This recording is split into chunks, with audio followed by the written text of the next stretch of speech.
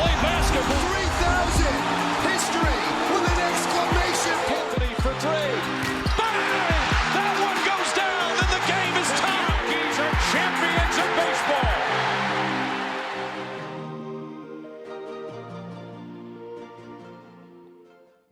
Okay. Well, hello everybody, and welcome to another show. Welcome to episode 995 of the BD4 podcast.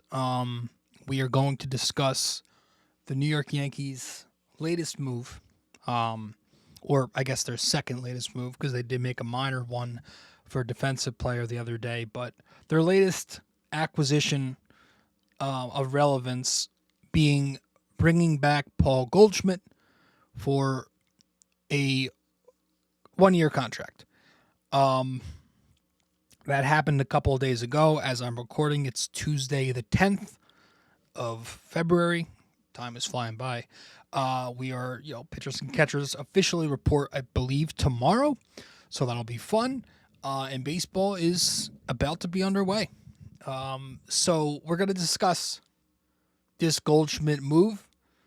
And I think just this move happening has frustrated a good portion of the fan base. I feel just by being on social media, it feels like some people are frustrated over it. Me personally, it's hard for me seeing the negative side of this. The way I'm looking at it,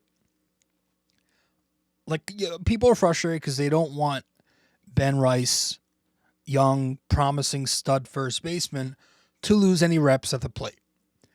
And the way I'm seeing it, last season with Goldschmidt here and with Rice not really expected to be the everyday guy right away, he still got 530 plate appearances. That was with Goldschmidt making $13 million. So they bring Goldschmidt back, and he's making $4 million this year. So I don't think that's going to be with him taking reps away from Ben Rice. I just don't see how that will be a case. And I think Yankees fans just have to remember, Ben Rice didn't only play first last year.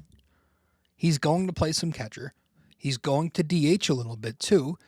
And on those days, Goldy's going to play first, right? If you want to, Austin Wells is a catcher. Austin Wells as a catcher will not play every day.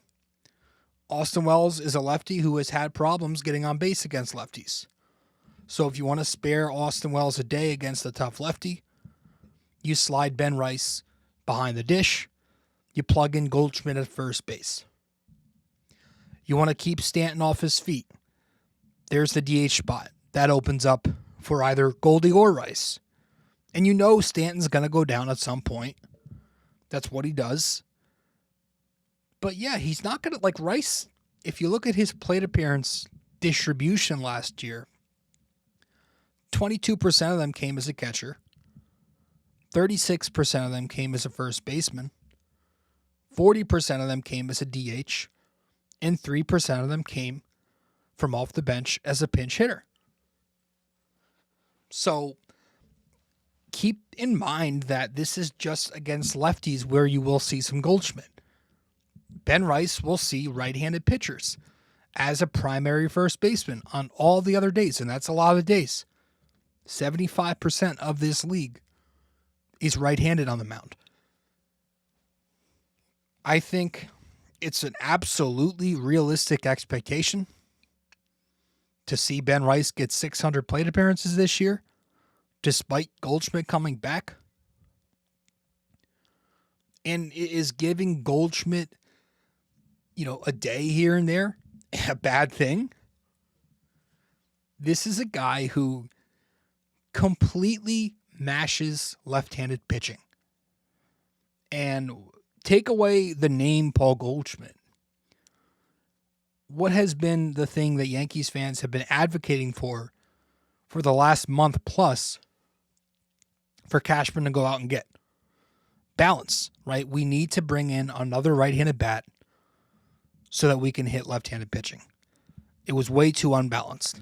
But now, they bring back Goldschmidt. They do exactly what we've been asking. They get a guy who mashes lefties. So now you're looking at a lineup that's got Goldschmidt, Judge, Bellinger, Stanton, all four of those guys mash left-handed pitching. It's got the upside to be very good against lefties, just like it was last year. And with a couple of right-handed bats off the bench, Goldy and Rosario, it helps the Yankees match up with bullpens to avoid those left-on-left lanes in the bottom of the order. But last season, Paul Goldschmidt against left-handed pitching, 981 OPS, 169 WRC plus. Did he fall off a little bit in the second half? Yeah, even against left-handed pitching. Since June 1st against lefties, Goldschmidt, 690 OPS, 87 WRC plus. So the results weren't there. But at the same time, there were still positive underlying metrics. Like the expected numbers were still good in that span. It was a lot of bad luck, just balls that were wrong place, wrong time. He had an expected OPS over 950 against lefties since June, which is exactly when he started tapering off results-wise. So I think it's a good move.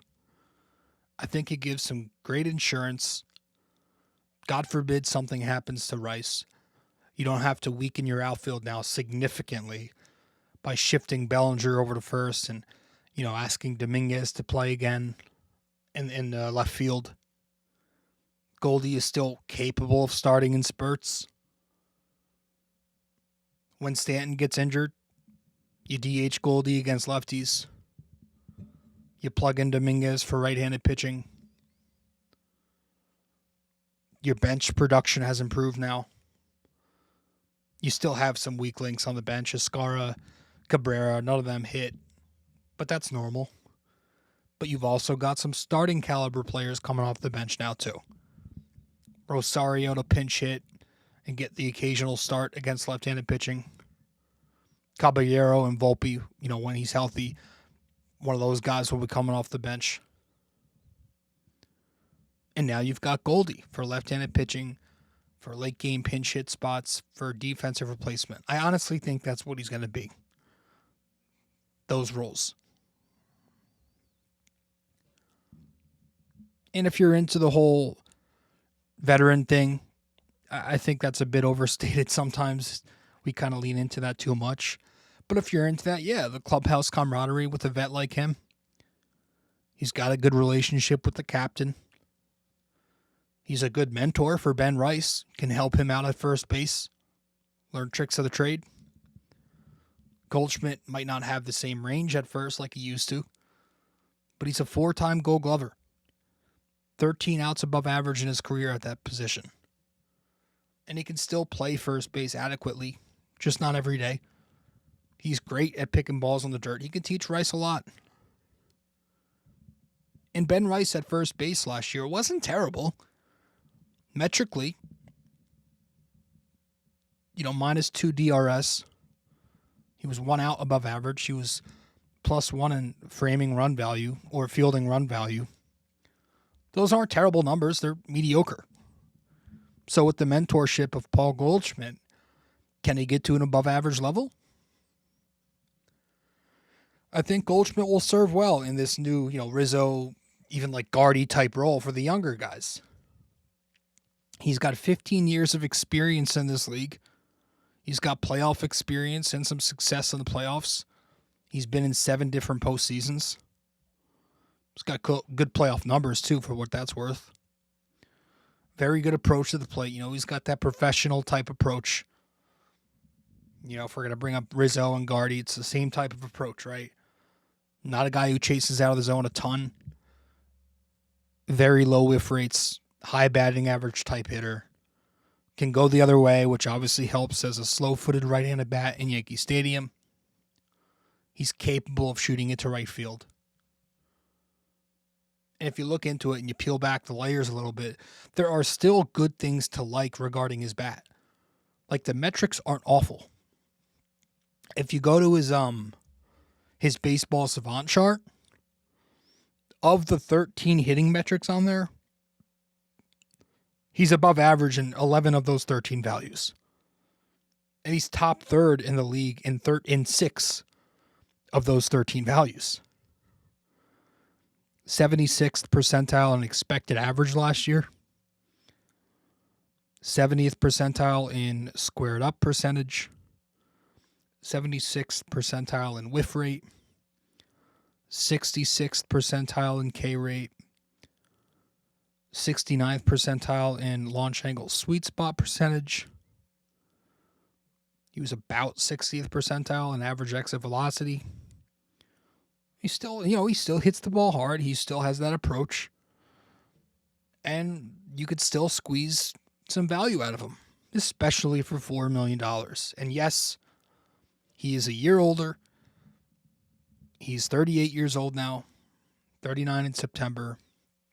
But for a guy likely getting less reps than, 534 plate appearances that he got last year, I'm fine with this deal. And if we do get Ben Rice full-time this year, I mean, you go and look at a guy like him and his metrics. I mean, this is the most talked about StatCast savant page of all time, right? Ben Rice, if you go on his, I mean, it is the Red Sea. You will not find many guys who's like 90th percentile in the vast majority of values on there. Talking about somebody who hits the ball super hard, doesn't chase, who swings at pitches in the zone, but also does damage on pitches in the zone, et cetera, et cetera. I mean, just, you know the pitch. If you're a Yankees fan, there's no way you don't know that pitch. You've seen it. So that's where we are. I want to talk a little bit more about this situation when we get back. Stay with us. Quick break here, guys. Stay connected with BD4 on social media. Follow us on Instagram and X at BD4Pod, and find us on Facebook by searching BD4. Don't miss out. Join the conversation. Want more BD4? Subscribe to our YouTube channel and never miss an episode. Hit that like button, drop a comment, and share with your fellow fans. Don't forget to ring that bell so you're always the first to know when a new video drops. Love BD4 but don't have the time to sit down and watch? Don't forget to subscribe on Apple Podcasts and Spotify so you never miss an episode. And if you're enjoying the show, leave us a 5-star rating and a quick review. It helps us grow and keeps the conversation going. Okay, welcome back to the show. Welcome back to episode 995 of BD4. I appreciate you all tuning in. We're talking about the return of Paul Goldschmidt. Paul Goldschmidt is back on a 1-year, $4 million deal. And, some people think it's bad for Ben Rice. I personally don't think it's going to impact that too much. Again, I'll say it one more time. Ben Rice got 530 plate appearances last year. That's not going to decrease. If anything, it's going to increase. Why would it decrease if you're bringing back Paul Goldschmidt, who was here last year, a year older? It's not going to increase, or Rice's reps aren't going to decrease. But listen, after this deal, the run it back thing, right? Those comments are ramping up and it's getting loud about how the Yankees are running back the same team. I have said this before. I'm not super upset at it. Again, I don't think you need to overhaul your entire roster just because you had an upsetting postseason. Sometimes the guys are there, but the results just aren't. I think we overcomplicate it a lot. I'm not going to base my entire team on a 5-game sample versus what they've shown me over a 162. Because playoff results are volatile. You can have a mindset that helps you calm down in postseason games. I believe in clutch. But the results, I don't think it's as black and white. Why did one of the greatest hitters of all time, Alex Rodriguez, struggle so much in the playoffs before 2009? And then he went off in 2009. Why did Giancarlo Stanton, who has been a postseason legend for the Yankees, suddenly fall off a cliff in 2025? Why did Aaron Judge, who's been notoriously this playoff choker, although I think that's been a little over-exaggerated, why did he bat .500 last postseason?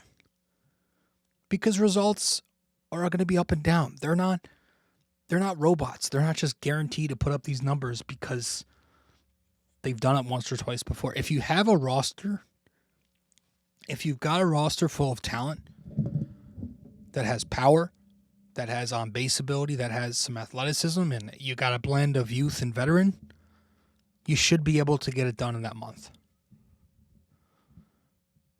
So I don't think they need to overdo their roster. I don't think running it back is a terrible thing. People say they rely too much on the long ball. No shit. Because everybody does. That's how you win. That's how you have to win today. You have to keep up. It's like saying you want your basketball team to shoot less threes. Home runs win games. 80% of the time that a playoff team out-homers their opponent in the last 5 years, they win. You can't hit 4 home runs in a single series and give up 9 and expect to win that series. Guess who did that? The Yankees against the Jays. So you got to hit homers. And then there's the stupid counter to that where it's like, well, the Yankees, when they don't hit home runs, they need to find other ways to produce.